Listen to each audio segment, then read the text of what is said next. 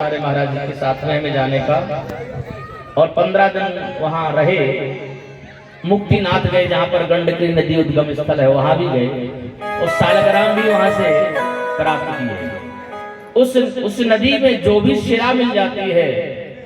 अच्छा, और एक और पहचान आपको बताया, ध्यान से सुनिएगा। एक बार एक असुर आया और भगवान से कहने लगा, प्रभु प्रभु भूख लग रही है, भूख लग रही है। तो भगवान ने कहा, आहार कर लो, भोजन कर लो, प्रसाद पा लो। बोले नहीं नहीं, बड़े जोर की भूख लग रही है। तो बड़े जोर की भूख लग रही है तो भोजन कर लो। का भोजन नहीं, हम आपको खाना चाहते हैं। क्या बोला? ऐसे ऐसे असुर भगवान से कह रहे हैं, भगवान मैं आपको खाना चाहता हूँ। भगवान हंसने लगे, हमें खाना चाहते हो? ठीक है तो खा लेना। कब? बोले जाओ गंडकी नदी में कीड़े बन जाओ और फिर हम वहाँ पाखान का रूप धारण करेंगे, तुम हमें खाना।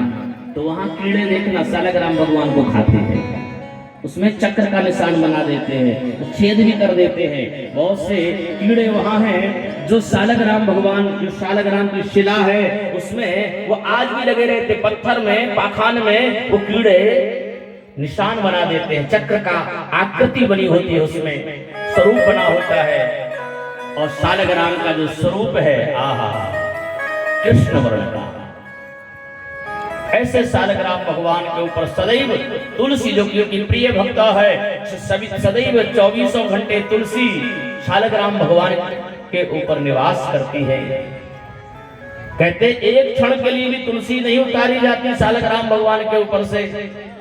सभी देवताओं के ऊपर से निर्माल हटा दिया जाता है, लेकिन कभी तुलसी को नीचे नहीं किया जाता है। और भगवान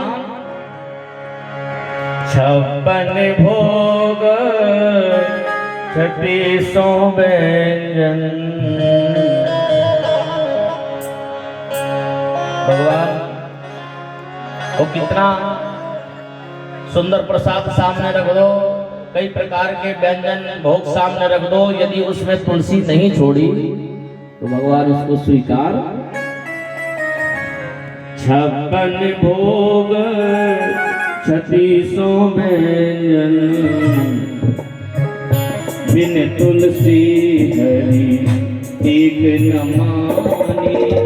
बिन तुलसी हरि एक न मानी, बिन तुलसी हरि एक न मानी, बिन तुलसी हरि एक न मानी।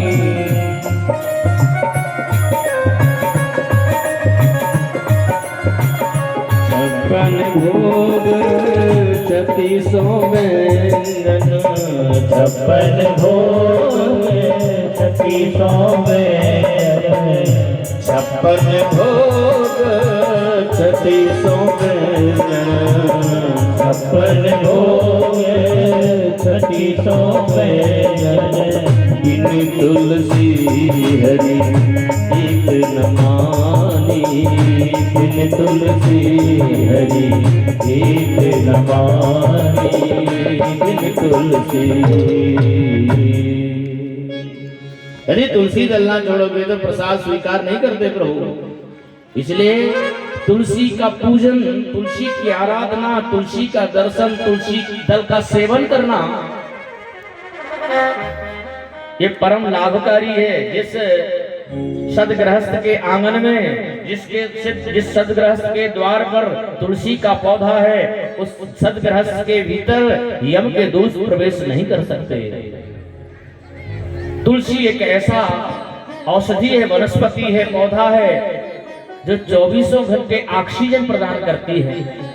एक पीपल का वृक्ष और तुलसी जी 24 घंटे ऑक्सीजन प्रदान करती है। नकारात्मक ऊर्जा, जो अदृश्य जो शक्तियां होती हैं, जो हमारे घर में प्रवेश करती है, उनको रोकती है तुलसी मैया। इसलिए तुलसी का पौधारोपण करना होता है। तुलसी जी को स्वच्छ और पवित्र शरीर से स्पर्श करना होता है।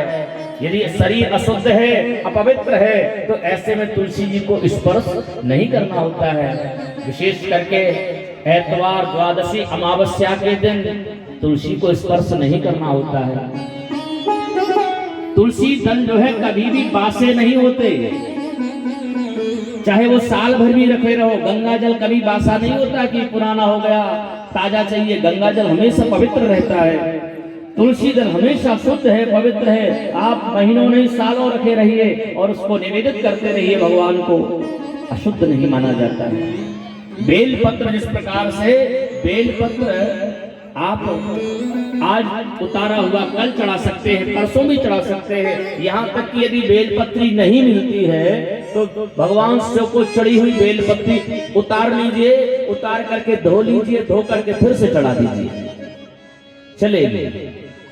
बेलपत्री चढ़ी हुई बेलपत्री उतार करके उसको एक बार धो लीजिए। हाँ, और एक बात और बहुत जरूरी, तुलसी दल धो लीजिए, दूर्वा धो लीजिए, बेलपत्री धो लीजिए, फल जो है वो भी धो लीजिए। इनको धो करके ही चढ़ाया जाता, बिना धुला हुआ नहीं चढ़ाया जाता।